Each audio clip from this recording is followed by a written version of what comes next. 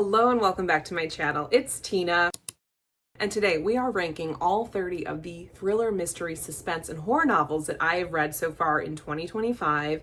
This was a really fun list to rank. And honestly, I'm also going to share whether or not I think you should read them with a yes, no, or maybe. And my enjoyment doesn't necessarily have any bearing on whether or not I recommend them, which sounds counterintuitive, but some of these books I really enjoyed. They were weird as hell, and I don't know if they will appeal to you specifically as a reader, but I will tell you why I enjoyed them or why they didn't work for me. So there are 30 books on the list, so let's get into it.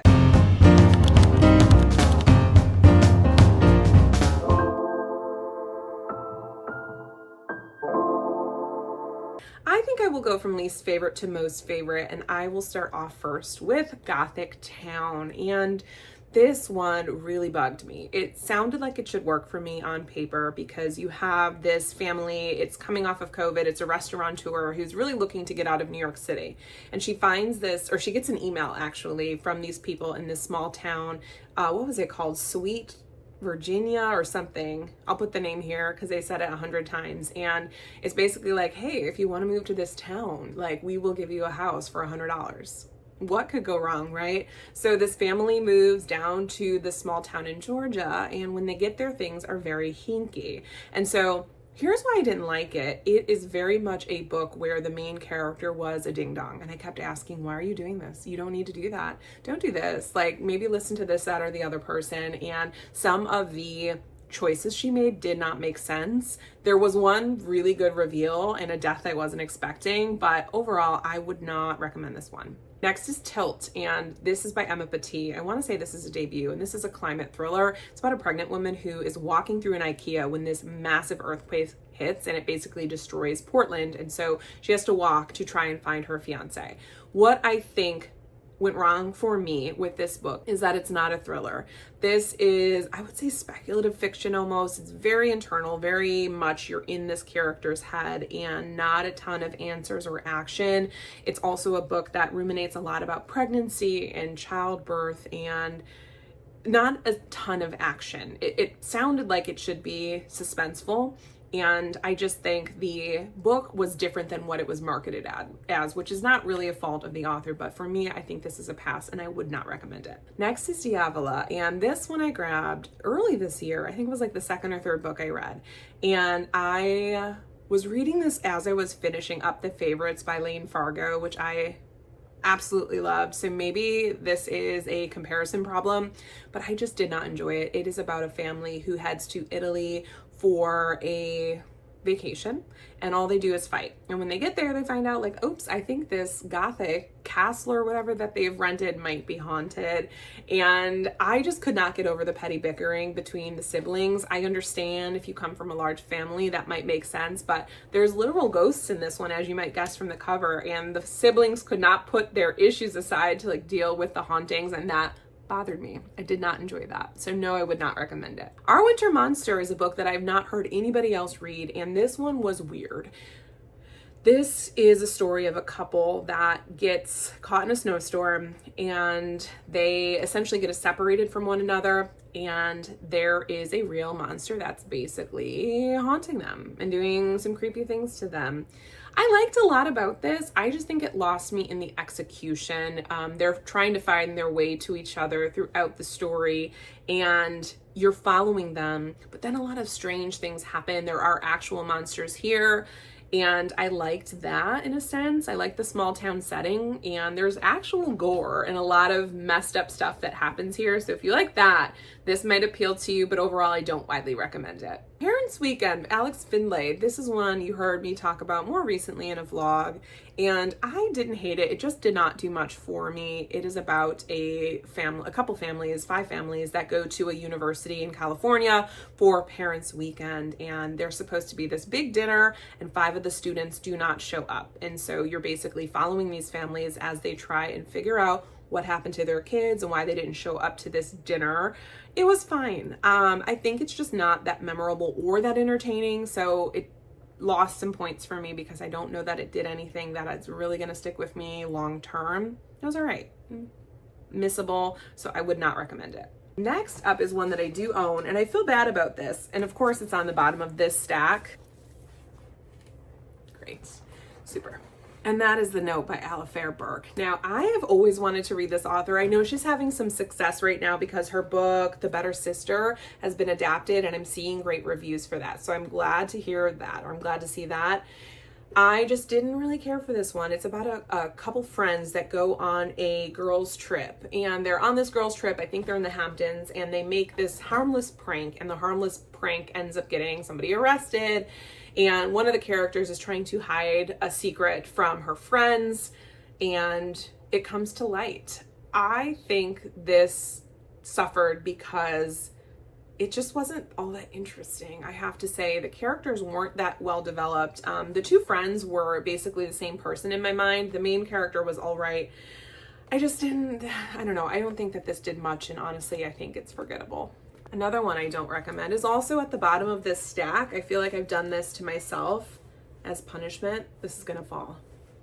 It's The Midnight Feast by Lucy Foley, and I have only read this author one time. No, I read her one other time, and I just don't know that she is for me. I read the book The Hunting Party, and I thought it was okay, maybe 3 stars. This one I also gave 3 stars. This is an opening weekend at a very luxurious manor, and it's a luxury resort built on top of old secrets in an ancient forest. You follow 4 characters: the founder, the husband, the mystery guest, and the kitchen help. And sort of everybody has an agenda, everybody has secrets. It was all right. Honestly, what I remember the most about this is that there were a lot of birds, and the birds were weird. I did like the townies in this one. I liked that the townies played a role, and they're sort of trying to avenge or go against these rich people that are building this enormous property and sort of ruining their hometown. But again, not recommended. Now this one is a surprise because this is also on my I don't recommend list. It's The Marriage Act by John Marrs. I really like John Marrs. I think he is fantastic. I've read a ton of his books at this point.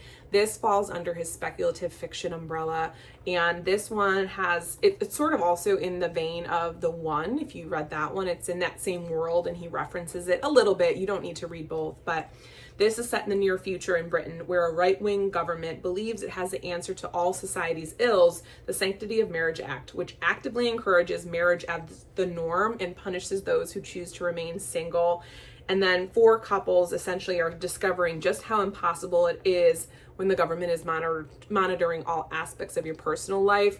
This was okay. I mean, there were a lot of really good thought experiments with this. A lot of what would you do in this situation. It was interesting, and I love that he has these wonderful premises and then takes it to the next level to where you were like, what would actually happen if something like this happened in real life? Where it lost me is that it's quite long. It is very long. I think it's about 450 pages, and it felt like it. It felt like it was 450 pages. You're following a lot of characters, and there were some good things in here, and I loved what he had to say about gay marriage and what happens if you want to marry somebody of the same sex, and they really don't allow that. They frown upon that. Again, there were some really good issues that I think he brought up, but overall I think this was kind of a slog to get through, and it's on my don't recommend list.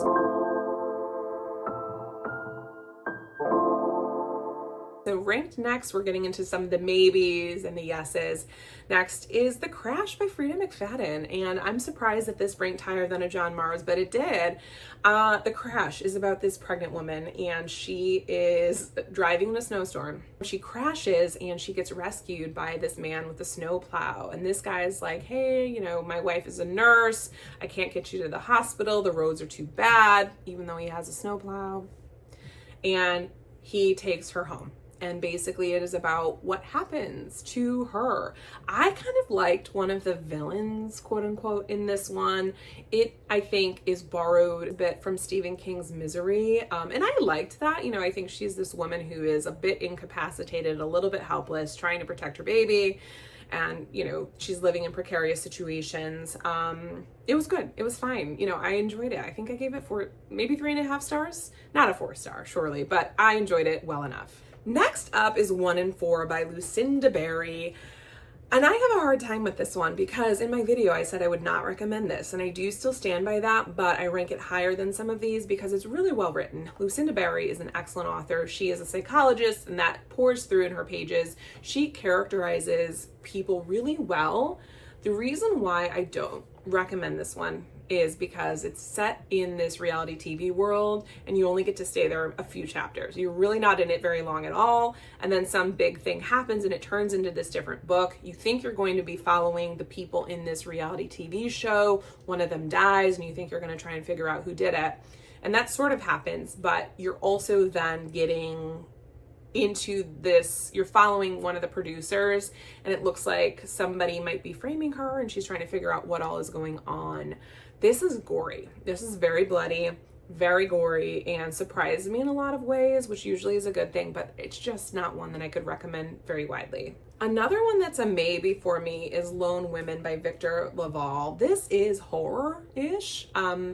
And gosh, it's about this woman who has a past, and the opening chapter of this is incredible. She basically is leaving her house with the steamer trunk and the house is burning behind her. So she is 1915 and she is heading to Montana from California to become a homesteader. A dog. And when she gets there, things are weird in the town. What I loved about this is the social commentary. You know, it talks a bit about racism and what it was like to be a Black person during that time period, particularly a Black woman on her own in rural Montana. Where it lost me is I wanted more horror. You do find out what's in the trunk, which I am glad about, but I was a little bit underwhelmed with some of the horror elements. This one, I say no to. I thought it was fine. It's the only one left, and I know a lot of people really enjoyed this one. I will keep my thoughts brief, but for me, there was one too many twists with this one. It got to be so silly by the end, and that's my problem with him. He doesn't know when to stop, but I would say this one's missable. It's also, oh, this is large print. That's why I was going to say it's also really heavy, but that's because it's a large print one. We are watching Alice and Galen. Gosh, I've gone back and forth about this. This is about a woman who loses a family member pretty suddenly on a road rage incident. And the book picks up several months later where she's trying to rebuild, and you find out that there are conspiracy theorists that are actually targeting her family. What I liked about this is, I mean, the mystery gets resolved. I don't know that I love a conspiracy theorist story, and the main character bugged me because it's very obvious that there is a real threat to her family, and I swear to you, she did not act at all in ways that I think make sense. So I cautiously recommend this one. I gave it a maybe because it is entertaining, but at the end of the day, not my favorite of the year. Famous Last Words. I feel like I read the two of those books close together, and this is also a maybe. This one's quieter, I think. It's interesting. So this woman is just chilling one day. I think she's going back to work after being on maternity leave. And then she sees that her husband is on the news. It's a breaking news story and he's holding people hostage. And she's like, what the heck? He is the most calm, mild-mannered man ever. How on earth is he the gunman? And what I like is that you have that question and then you pick up many years later and there's 3 acts and you follow different you sort of follow her throughout her life to try and figure out what happened and what's going on with this guy. I liked this one. I really did. I recommend it as a maybe. You know, I don't think it had anything that's overall that original. I'm forgetting some of the finer points, but I did enjoy it. My book club did this one, and I liked that it was a thriller that my book club could read together. We had some nice things to discuss, and it also wasn't overly brutal, so I didn't feel nuts recommending it to a wider audience, so I give this one a maybe. Another one that I enjoyed that I'm giving a maybe on the recommendation scale is White Smoke by Tiffany D. Jackson. I love Tiffany D. Jackson. She can do no wrong for me. Why give this one a maybe? It is YA, and so you'll want to be somebody that knows that going into it. It's about Marigold, who is running from ghosts. Her family moves from California to this picture-perfect place on Maple Street, and she's noticing that there's a lot of dilapidated homes around them, but they live in this very prestigious house, and it seems to come with strings attached.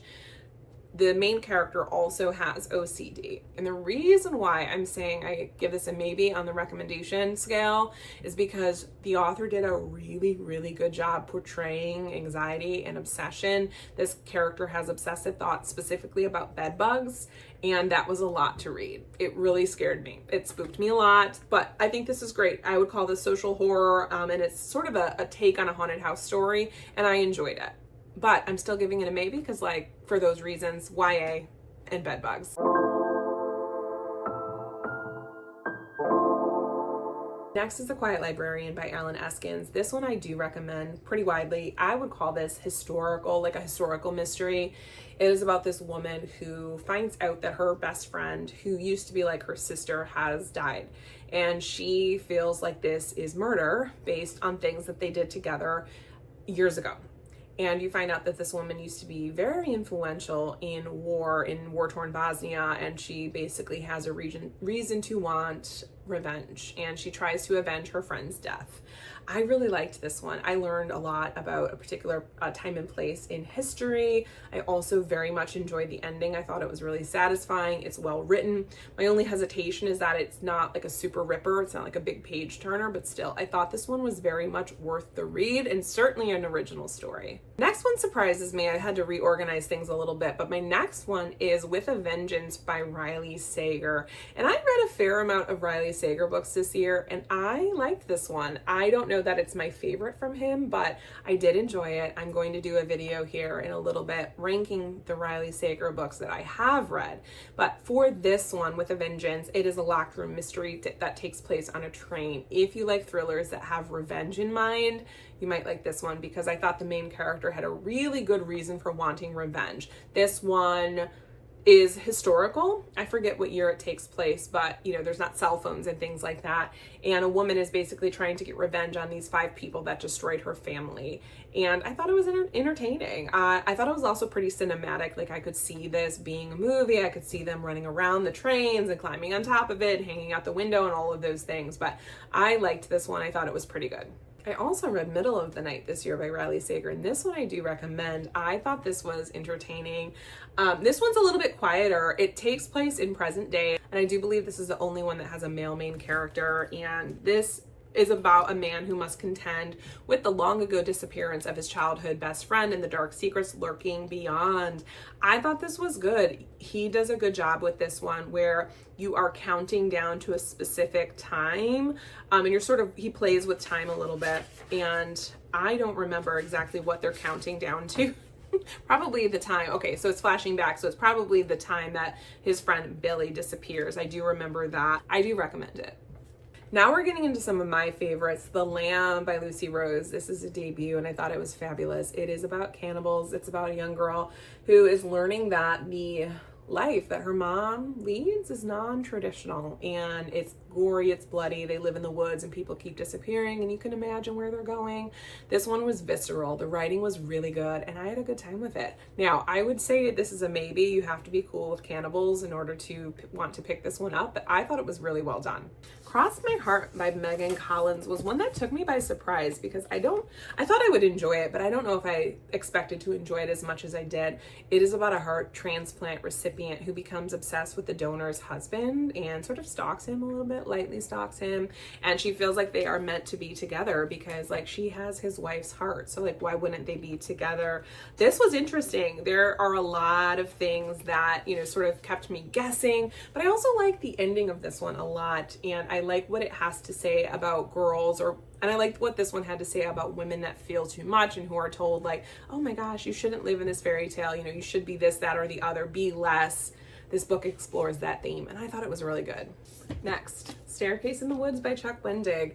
He is one of my favorites, and I thought this one was really solid. It's about a group of friends who investigate a mysterious staircase that keeps appearing in the woods. These 5 teenagers were pretty bonded, and then one day they're walking in the woods and the staircase shows up, and one of them is trying to show off, and they climb up it and they disappear. And so now it is 20-something years later. The staircase has reappeared. So one of the friends calls them all back to the woods to figure out what happened. This book is a mind fuck. Like, this book is wild. I enjoyed it. You have to be cool with weird. And what I liked about this one is that it's pretty grounded for a while, and then it slowly veers into insanity. And I really liked that. I thought the writing was solid. It explores mental illness. It explores long-term friendships, and I had a good time reading it. I would recommend this one. I think you have to be okay with I would recommend this one, and even if you're not a horror lover, I think it's a good entry point into the horror genre. Next one I really liked, but I don't know if I widely recommend it. It's Beautiful Ugly by Alice Feeney. I thought this was so fun. It's about an author who, on the day that his book hits the New York Times bestseller list, his wife disappears. And it really messes with him, as you can imagine. But he's still on deadline, and so his agent offers up her remote Scottish cabin to have him go and write. And while he's there, really, really weird things happen. And he keeps seeing a woman that looks like his now missing wife, but like it's not her. And chaos ensues. I thought this was really fun. I in no way was able to guess the ending. I thought it was really weird, but also a very entertaining time. This is a cautious recommendation because after you read it, you might want to throw it against the wall. And I can't tell you if that's true for you or not. You're just going to have to try it and find out. Next is The Missing Half by Ashley Flowers. I recommend this one. I thought it was really good. This follows two women who are the sisters of missing women. Her two sisters vanished in a close time period to one another. It wasn't that long in between. One disappeared and then the other disappeared. So one of the sisters walks in and basically tells the sister of the missing girl, like, hey, I have new evidence and you want to work together to try and figure out what happened to our sisters, because the police, it's now a cold case and they're no longer investigating either of their stories. This one's a little bit slower. It is more of a case study, I would say. The main character is really messed up. You're going to want to throttle her at some points and like tell her to get her stuff together, but also, you know, she's dealing with a lot of real trauma and grief. I loved the ending. I thought it was really sharp and I thought it was very entertaining. I've heard mixed thoughts on the ending, but again, you'll have to read it and see what you think. We Live Here Now by Sarah Pinborough. I loved this. I thought it was a wild ride. This is about a husband and wife who move into a home, and it's in the remote countryside, and the wife is sort of convalescing. She had this big accident and they're moving there to have a quieter life. While she's there, weird stuff starts happening. Books fall off the shelves. There's birds that keep coming into the house, and she's trying to figure out what the hell is going on. Is it mental illness? Is it her husband messing with her? Is it the neighbor? What's happening here? You'll not be able to guess the ending. Just like Beautiful Ugly, you'll either love this or hate this. I loved it. I thought it was so wild and so entertaining and just very fun. So I highly recommend it, but I would call this probably a maybe because you might hate it. But who's to say? Julie Chan is Dead. I really liked this one. I highly recommend it. If you like satirical horror, it's weird. It is about an influencer who is deceased, and her estranged twin sister comes to her condo as she's like literally actively dying. And the twin sister decides, you know what, I'm going to take over her life. And so you think that the sister who was estranged passed away, but really the influencer did. And now the estranged sister is posing as the influencer and finding out just how much money influencers can make. She's basically taking over her sister's life. Things get really weird with this one. It ends at a resort at this wellness retreat with a bunch of other influencers. I thought it was so smart. I thought it was really funny and just very entertaining. Once I picked this up, I read a few pages and I couldn't put it down. So do that. If you want to sample this one, try it and see if you like the tone. If you do, you should be entertained. This Thing Between Us by Gus Moreno was fantastic. It is grief horror, and you're following this character who has recently lost his wife pretty suddenly, and he's obviously spiraling. And so he decides to move from Chicago to someplace in Colorado to try and get away from everything. And when he's there, he figures out that the horrors are following him and he just can't escape. I thought this one was so smart and scary, genuinely spooky, had a lot of great things to say about grief. It really got weird, but also like it was a very solid horror novel and I enjoyed it immensely. Don't Believe Her, Nicola Sanders, was fantastic. It was a popcorn thriller. In this one, a woman has lost her best friend and she is now engaged to her former best friend's, or her missing best friend's brother. And the best friend turns back up and she's like, great, I'm so excited to see you. Only she's like, that is not Carly. That's not Carly. And so she tries to convince Carly's mom and brother, like, this is an imposter. And they're like, what are you talking about? This is definitely the sister. And this is a wild ride. I listened to this over the course of a day. I thought it was really entertaining. One of those where you're going to have to suspend disbelief a little bit, but like that's probably true with all of these. But I would say if you like popcorn thrillers, pick this one up. It was really good. Next is Bat Eaters and Other Names for Cora Zhang. I guess it's just one eater. So Bat Eater and Other Names for Cora Zhang. I really liked this. This is a very original, not darkly comic, just dark story about a crime scene cleaner who discovers that there is a serial killer targeting Asian American women throughout the city of New York. And she's worried she's next. This is genuinely scary. This is social horror. And so it's scary because of the things that are happening in the novel to the women and to the people.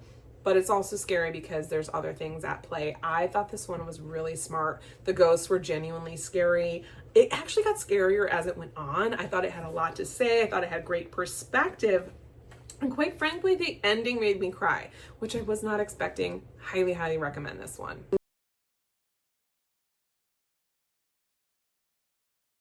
We've got The Ghostwriter by Julie Clark. Loved it. I love Julie Clark. It's about a ghostwriter who gets essentially called in to write her famous father's memoir. He was involved. There was an incident many years ago, 50 years ago, where his brother and sister died, and everyone thinks he did it, and he never kind of explained what happened. And so this is, in present day, he requests that his estranged daughter comes to tell the story about what really happened. I thought this was really good. You get a lot of point of view in the past and present day. I liked the main character. I thought it was a really interesting exploration of family and family trauma, and I was very satisfied by how everything wrapped up. This book reminded me a lot of this book here, The God of the Woods by Liz Moore. The God of the Woods by Liz Moore was a lot of people's favorite book or favorite mystery from 2024, and I finally picked it up this year. It is about a teenager that vanishes from the woods, but she's not just any teenager. She is the sister of the boy who disappeared something like 17 years ago. It's all a part of the same family, and they are the rich family that owns the camp. So what the heck happened to their children? This is intricately plotted. I really, really enjoyed it. I didn't guess, some of the twists in this, but what I loved is that this is literary suspense, same as The Ghostwriter, where you are not being sold a bill of goods. It's not gimmicky. It's not silly. There's not 100 twists thrown in. It's just a really solid mystery that will keep you guessing, will keep you entertained. It is pretty long though. This is over 500 pages. Well, 432. Which is a lot, but gosh, there was just so much. I could easily see myself rereading this just as a refresher, because I'm sure there's things I missed the first go round, but I highly recommend this one. I think if you like well-plotted mysteries, you'll enjoy this. Finally, number one on this list is Tell Me What You Did by Carter Wilson. I was not expecting that, I think. I loved this book, and I honestly read it so quickly, even though it's chunky. This is about a podcaster who gets people to confess their crimes on her show. And she has a terrible secret of her own. She murdered the guy that murdered her mom. And she knows this to be true. She was there. She knows it's him. But then that guy calls into her podcast and she's like, what the hell? I know it can't be you because I murdered you years ago. Crazy, right? I've never read Carter Wilson before. He does tie in one of his previous novels, Mr. Tender's Girl, into this one. I don't think it was a spoiler. I would still read that one. I thought this was dark. This is the one that I was thinking of that takes place leading up to Halloween, because this guy is essentially blackmailing her to say, okay, you're going to have to tell your listeners what happened and what you really did, because whatever, I don't know, he's gonna do something bad to her. Listen, I thought this was a wild ride. This one had a good balance of being a popcorn thriller and being just sort of a genuine, straight up psychological suspense novel. I really enjoyed it. Highly recommend. I would love more books like this. That is it. That is my official ranking for all the mystery, thriller, suspense, and horror novels that I've read so far in 2025. And that's 30. That's a lot. I think so far this year I've read 70 something books, which is a lot. So almost half the books that I've read this year have been in this vein. So I would love for you to leave me a comment. Tell me if you've read any of these. Did I get it wrong? Did I get it right? And let me know your favorite mystery thriller of 2025 so far. But as always, don't forget to like and subscribe. Thank you for being here, and I will see you in my next video. Bye. This one borrows a bit on Stephen King's Mercy. What's that called? Mercy. Misery.